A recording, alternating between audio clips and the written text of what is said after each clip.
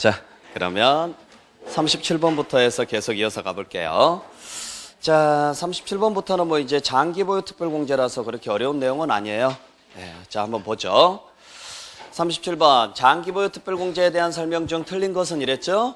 자, 1번을 봤더니 장특공제를 받을 수 있대요. 그래서 앞에 보니까 조합원 입주권이라고 나와 있죠.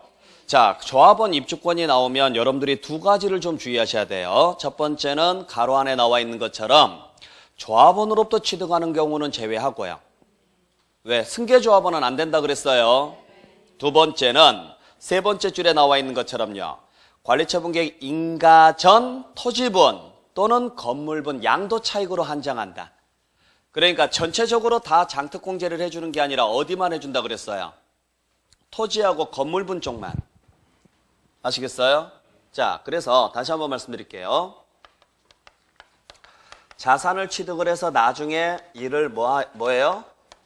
팔 거예요. 그러면 장기보유 특별공제가 되려면 양도 시점에 부동산이어야 되고 보유기간이 몇 년이 돼야 돼요? 3년 이상이 돼야 돼요. 그런데 문제는 양도할 때 뭘로 팔았느냐? 입주권으로 팔았을 때 문제예요. 자, 그러면 입주권은 부동산이다 아니다? 아니잖아요. 부동산이 아니라 권리잖아요. 그러니까 원래는 장특공제 해줘야 돼 안 해줘야 돼요? 안 해줘야 되는데 딱 한 사람 살 때 부동산으로 취득을 했는데 중간에 재건축 등이 들어감으로 인해서 뭘로 바뀌었을 때 입주권으로 바뀌어서 어쩔 수 없이 입주권으로 파는 사람, 이 사람이 문제라고요. 그러면 팔 때는 모양새가 뭐지만 입주권이지만 토지나 건물로 보유한 기간이 있어요 없어요? 여기를 보상해 주라고, 여기를. 아시겠어요? 그래서 자, 요 전체 양도 차익을 구한 다음에 장기보유 특별공제는 여기에 대한 양도 차익에 대해서만, 여기는 해줄 이유가 없다라는 거죠. 무슨 말인지 아셨어요? 그래서 예를 들어서 자, 4억에 사가지고 9억에 팔았다라고 가정을 할게요. 그러면 전체 양도 차익이 얼마예요? 5억이죠. 5억에서 장기보유 특별공제 줄 때 중간에 입주권으로 전환될 때 한번 판 걸로 봐요. 그래서 이 당시 시가를 다시 잡아요. 그래서 이 당시 시가를 잡았더니 7억 나온 거예요. 예를 들어서. 그러면 여기 양도 차익이 얼마? 3억이고 여기 양도 차익이 얼마? 2억이고. 자, 그리고 여기가 7년을 보유를 했고 여기가 3년을 보유했다라고 가정을 하죠. 그래서 총 10년을 보유했다. 그러면 10년치에 대해서 다 해줘야 돼요? 아니라고. 여기만 해주라고, 여기만. 그러면 자, 장기보유 특별공제는 전체 부분이 아닌 어디 부분? 토지 건물 부분인 3억에 대해서 그것도 7년 잡아야 되니까 몇 프로? 몇 프로? 14%. 9구단 2단으로 가라 그랬어요. 3단 아니에요. 3단 없어졌어요. 9구단 2단 27에 14. 아셨죠? 올해 바뀌었다 그랬잖아요. 작년까지는 3단이었고 올해부터는 9구단 2단이에요. 고가주택만 9구단 8단이고. 고가주택만. 자, 그러면 입주권으로 전환되는 시점이 언제냐 이 문제죠. 언제다? 관리처분계획 인가가 나오는 시점이다. 그래서 인가 전 어디에 대해서만? 토지 건물분에 대해서만. 자, 두 번째. 장기보유 특별공제가 배제된대요. 그래서 앞에 봤더니 미등기입니다. 미등기는 장특공제 돼야 안 돼요? 당연히 안 되고. 3번에 장특공제가 된대요. 그래서 봤더니요. 비사업용 토지입니다. 비사업용 토지는 장특공제 받을 수 있어요 없어요? 있죠. 우리 장기보유 특별공제가 안 되는 것은 미등기하고 조정 대상 지역에 있는 주택이 안에서 그것도 2주택 이상이었을 때. 기억나세요? 그런 역사가 있었어요. 자, 4번에 봤더니 자, 양도 차익의 최대 30%까지 받을 수 있대요. 상가 건물일 때. 자, 우리가 일반 부동산은 2%씩에서 최대 몇 프로까지? 30%까지, 15년까지 같으니까 최대 30%까지예요. 최소 6%에서 최대 30%까지라고요. 아셨죠? 맞고. 그 다음에 5번에 봤더니 장특공제가 안 된대요. 그래서 봤더니 무슨 주택이에요? 고가주택입니다. 고가주택은 장특공제 돼야 안 돼요? 되죠. 8%씩 해준다고 그랬잖아요. 얘는 5번이 틀렸죠. 자, 38번 보죠.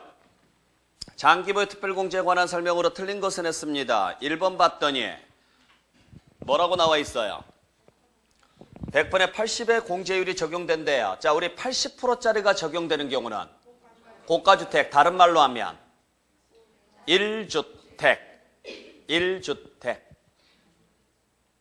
나와 있어요? 안 나와 있어요? 나와 있잖아요.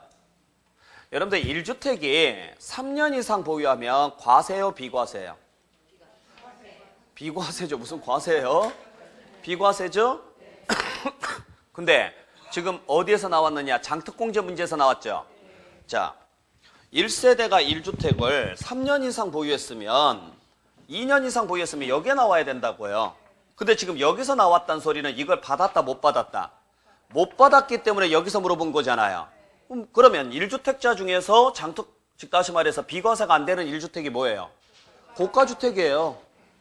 그러니까 1주택이라는 글자가 장기보유 특별공제에서 나왔으면 여러분들이 바로 뭐라고 해석하셔야 돼요?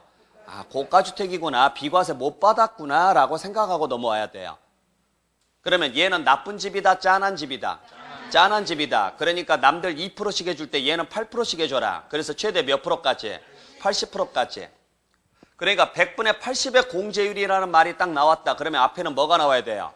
1주택이 나와야 돼요. 1주택. 아셨죠? 두 번째, 비삼용 토지에 대해서도 적용된답니다. 적용돼요, 안 돼요? 되죠. 사업용이냐 비사업용이냐 상관없어요. 부동산 중에서 장특공제 안 되는 것은 다시 한번 말씀드리지만 미등기하고 2주택 이상으로서 조정 대상 지역에 있는 주택만. 나머지 부동산은 다 받을 수 있어요. 3번에 봤더니 적용되지 않는데요. 그래서 봤더니 뭐예요?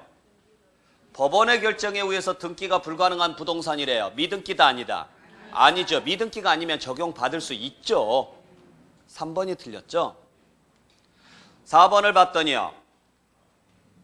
토지 건물로서 보유기간이 3년 이상인 것과 조합원 입주권에 한정한다. 장특공제 될 수 있는 것은 부동산하고 조합원 입주권만 가능하죠. 맞고. 5번에 봤더니 양도소득 금액은 양도 차익에서 장기보유 특별공제를 공제한 금액으로 한다. 자, 도착점이 어디? 소득금액, 출발점이 차익. 차익에서 소득까지 오려면 장특공제 빼야죠. 만약에 가액에서 출발했으면 두 개를 빼야 되고, 그러니까 똑같이 소득을 물어봤는데 가액에서 출발했으면 두 개를 빼야 되고, 차익에서 물어봤으니까 하나만 빼고. 알면서도 틀리는 문장들이에요. 잘 봐야 돼요. 그러니까 여러분들이 눈으로 풀려고 하지 마시고 포인트가 되는 단어는 꼭 동그라미 치고 가셔야 돼요. 제가 계속 이런 데다가 제가 동그라미 치는 이유가 있어서 그래요. 아셨어요? 그러니까 여러분들도 문제를 풀 때 소득이면 소득, 가액이면 가액, 차익이면 차익, 동그라미를 치고 가시라고요. 그게 어느 정도 버릇이 돼야 돼요. 왜냐면 글자 가지고 장난을 치니까 그래요. 글자 가지고. 아셨죠? 자, 39번 보죠. 자, 1번 뭐라고 돼 있어요? 문제 어떻게 풀으라고요? 문제 풀 때는 항상 결과부터 봐라. 자, 1번 뭐래요? 적용하지 않는데요. 그래서 앞에 봤더니 미등기네요. 맞죠? 2번을 봤더니요. 적용한대요. 자, 적용한대요. 그러면 뭐부터 확인해야 돼요? 물건부터 확인하세요. 물건부터. 보유기간부터 보지 마시고. 물건이 뭐예요? 건물이네요. 건물이니까 되죠? 그 다음에 보유기간 보세요. 3년 이상 보유했으니까 받을 수 있죠. 보유기간부터 보지 마세요. 물건부터 보세요. 순서가. 3번 보죠.